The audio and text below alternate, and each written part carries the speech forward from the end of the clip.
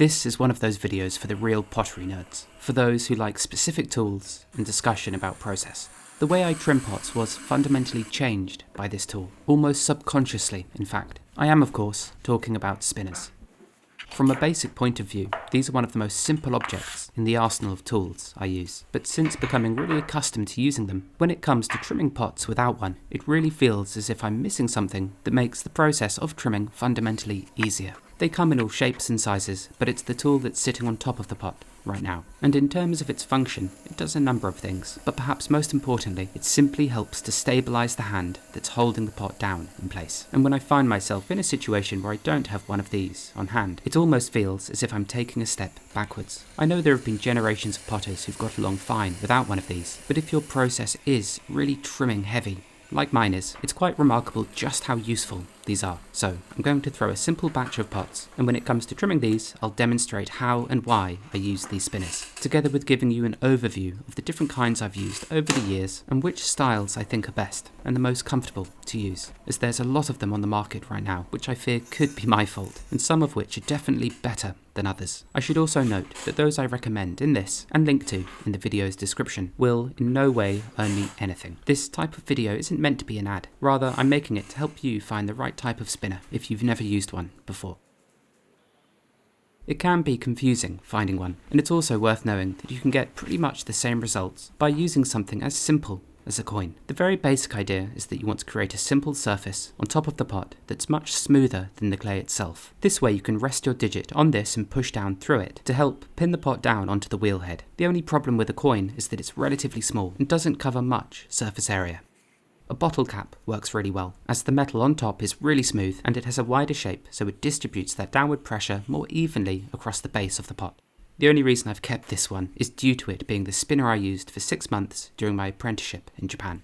When I arrived home back in the UK, I was going through some boxes of things I'd kept from my teenage years and came across this. It's the component that connected the eMac to its swivelling base, and I used this for a good year or two to pin my pots down as I trimmed them. I was then contacted by a person called Richard Carter, an engineer and potter who wanted to send me something. Lo and behold, it was a spinner made entirely from metal, but this one had a ball bearing between the part you held and the segment that came into contact with the pot. It worked wonderfully. It made something about trimming pots just a bit easier. The only downside was its weight. At about 200 grams, approximately 7 ounces or so, I crushed many pots accidentally with it as I pinned the pots down against the wheel head using it. The next one he sent was much lighter and made from PVC, and it's this one which I've pretty much been using solidly since Richard very kindly sent it to me. He's made a few different versions of it too, including this piece which has a slightly narrower shape, which you'll now find replicated online all over the place. As unfortunately, while many of you may have one of Richard's spinners, he retired about a year or two ago from making pottery tools, which means a number of these I'll be showing you can't actually get a hold of anymore. Richard also gave me this really long one, which has a bit of a funny story behind it, as I'd been thinking about emailing him asking for a shape just like this, one that was used seldomly to insert inside a pot at the very end of the process, just if I needed to pin the pot down for a second or two so that I could fix the rim if it had become deformed in some way. I simply insert the spinner, press down firmly, and then I can burnish the rim with a kidney or a very dense wet sponge, all without having to press fresh lumps of clay against the pot to hold it in place, which could potentially mark the walls of the vessel, something the arms of a Giffen grip might also do. It's a luxury item really, with a very specific use. But the funny thing is, I never emailed Richard about it. He must have seen my videos and watched me struggling with a smaller spinner, and when we met in person for the first time, he pulled this out of his pocket and gave it to me. I've been given others too. This was from Maria Monasterio and her husband, Michael. They create a range of pottery tools called Momo tools, and this spinner is made from 3D printed parts, again with a ball bearing between them, and what you think could be a more comfortable handle due to its shape. I've also got this brilliant one from Monkey Stuff. They're a pottery tool supplier founded by Kevin Scott in San Francisco. It's very well made, and the surface is glassy smooth, which is a feature you'll come to hear me speak about rather a lot later in this video.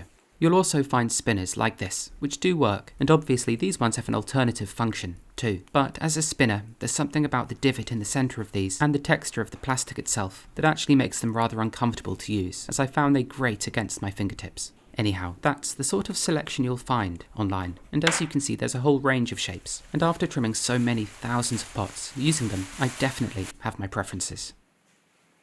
Now, I think it's time I talk about how I actually use these and why I think they're so useful. But there is one small caveat, I think. There's one particular skill that actually makes using a spinner just so much easier, and that's knowing how to tap center, which is a topic I've made a much longer video about, links to which I'll leave on screen now and in the description below. Whilst this isn't a mandatory skill, it really helps getting the spinner into the right place on top of the pot, and it's useful as the more central it is, the more stable the hand that presses down using this will be. Now, fundamentally, this is a tool that helps keep the pot beneath it pinned down against the metal wheelhead, and provided the pot underneath it is the right condition of leather hard, you can really press down firmly without worrying about the pot collapsing. You can see here without any pressure from above. It's easy to tap the pot and have it skid across the wheelhead, but even with a very light amount of pressure from above, the pot really stays put even if you tap it. Now the thing is, you can obviously just use your fingertips to do this.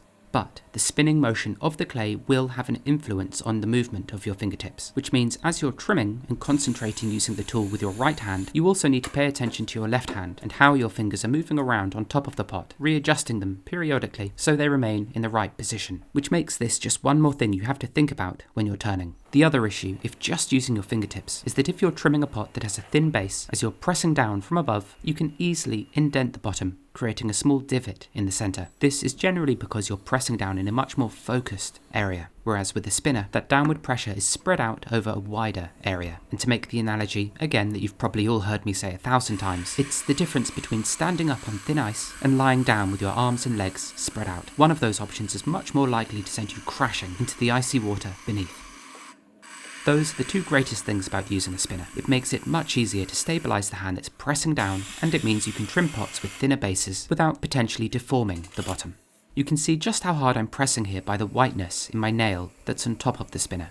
The truth is, when you're turning pots at any stage, if you aren't applying any sort of downward pressure, the pot itself, or the lid in this instance, has a much greater chance of coming loose, or coming off centre, or coming out of the restraints you've placed around it.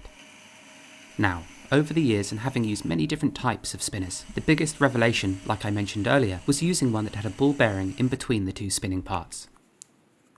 As when using this very simple bottle cap, despite its surface being smooth, my fingertips are still constantly being dragged around by it, which means you need to compensate and press down much harder than you think, which makes it far more difficult to use. But when the two parts spin independently and the groove my fingertips are resting on stays still, that's again just one less thing to think about, and it makes applying consistent downward pressure much easier. Consistency really is key when making pots. When throwing, when trimming, when you're drying pots, and then glazing them, and even when firing, these are all processes where you need to be consistent and even, as it's inconsistencies and irregularities that generally cause mistakes. Now, the other function of a spinner is simply to separate your fingers from the clay itself. This doesn't matter so much if you're using a very smooth clay body, but if you have, say, 30 to 60 bowls to trim, all made with a very coarse, textured stoneware. If you aren't using a spinner and you're pressing down with your fingertips, by the end of the day those pads of skin will be rubbed raw. You can see the graininess clays like this can have here. If you only have a couple of pots to trim, it really isn't a problem, but during my apprenticeship in Mashiko, Japan, I was working with an extraordinarily coarse clay. Not only did I idiotically use my fingertip to burnish it, which eventually ground my nail to be paper thin before I noticed, but after a day of trimming 30 bowls, 30 mugs and some vases, my fingertips were so worn and sensitive, it was surprisingly painful even holding a cup of tea. And that's when I started diligently using a bottle cap when trimming, which has now developed into the use of these spinners, as it negates this issue entirely. Now it's only your tools that will be worn away by this clay. Now that we know what these tools are for, I want to talk about my preferences and what I'm looking for in a spinner. It needs to have a ball bearing inside so the two parts spin separately. It's this that will give you the most control, but it can't be too heavy. This sort of shape works really well, but I do prefer those that are slightly wider so there's more room for my fingers to fit in the central section. If you're using a spinner that is just entirely flat, make sure the material it's made from is perfectly smooth. The only issue with some of the 3D printed pieces I've used, or this Diamond Core Tools one, is that some of the ridges in the plastic can feel very uncomfortable when it rubs against your fingertip. This one, made by Kevin Scott of Monkey Stuff, is practically perfect. I think. The central portion could be a touch taller, but it's really smooth and feels wonderfully comfortable. My only issue, and it's a silly one, is the colour of the plastic used. As much of my footage with it in use, the tool itself is completely overexposed. I like the shape of this one by Maria. The oval handle at the top is ergonomic. I just wish it wasn't so obviously 3D printed, as I'm not particularly keen on all the lines left on the surface. But the spinning mechanism is smooth, and I like the width of it. But the winner, for me, and unfortunately for you, is one of the first prototypes given to me by Richard Carter. It's the smoothest out of all of them. It's wide enough to properly distribute the downward pressure, and I like the longer handle it has. But it could also be that this is the one I'm most comfortable using. At the end of the day, they do all sort of do the same thing, so much of this will just come down to personal preference. You can trim and smooth the sides of a pot using just a spinner to hold the pot in place, but once you're able, it is worth securing the pot down with some bits of clay. This doesn't mean you no longer have to apply downward pressure. In fact, it's still really necessary to do so, as if you're trimming and the tool catches, the vessel you're working on will want to leap up. Thus, by applying consistent downward pressure as you trim, even if the tool does catch and the pot comes loose, the hand and spinner on top, pressing down, will hopefully keep it mostly in place and prevent anything worse from happening. Obviously though, the trimmer can't be used for the entirety of the trimming process, so there comes a point where it has to be taken off so the piece can be trimmed conventionally. Yet at the same time, I'm still always applying some sort of downward pressure with either my fingertips or the tool itself in order to keep the pot pinned against the wheel head. Nowadays, as soon as I finish trimming many of my pots, I place them onto these HPL bats, high pressure laminate. They're as smooth as glass, and therefore, unlike my wooden wearboards, there's absolutely zero chance of any sort of texture embedding itself into the freshly trimmed foot. Spinners can also act as quite useful guides for the width of the feet you trim, especially with bowls. The spinner is placed on top, tap centered. The rim is secured in place with 3 lugs of clay, and then I can trim the foot to match the width of the spinner above it. The more aggressively I trim, the harder I push down, and with pots like this that have tremendously thick feet, there's absolutely no risk of distorting the bottom, unless of course the clay is either too soft or you've trimmed the walls too thinly, both of which could cause the form to buckle if you happen to press down too hard. As for how I press down on a spinner, like this, I simply rest my fingers on either side of the central column, and then I let my left arm go loose, and the dead weight itself is usually more than enough to hold the pot down, when it's this shape and size at least. And then, once the spinner has served its function, it's taken off and the rest of the foot is finished.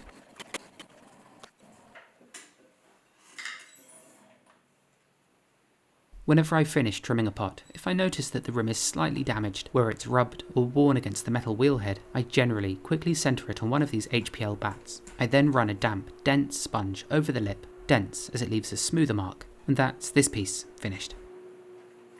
The thing with trimming pots is that it's just like throwing them, glazing them and firing them. Every single potter has a different way of going about it, so it is worth taking a lot of advice with a pinch of salt. For instance, using a spinner like I do may, for some potters, somewhat overcomplicate the process, if trimming isn't something you do nearly as intensely as me. But after spending probably half my potting life not using one of these, and then switching to them and using them pretty religiously, going back to using just my fingers does feel as if there's something useful missing. In a way, I have to work slightly harder with my left hand. I have to pay more attention to what it's doing, rather than that focus being on the trimming hand itself. With my work generally being so precise and particular, a tool that helps me trim more consistently is a good thing. And in a way, I really like the variety of spinners I have, as their different shapes and sizes are useful for trimming different shapes and sizes of pots too. So perhaps my last bit of advice, if you are looking to get a spinner, is to get 2. One large and one small, or rather one narrow and one wide. Or you could simply create one where the bottom portion of which, that slides over the ball bearing, is interchangeable with parts that are wider and narrower. Now that's an idea for a tool supplier.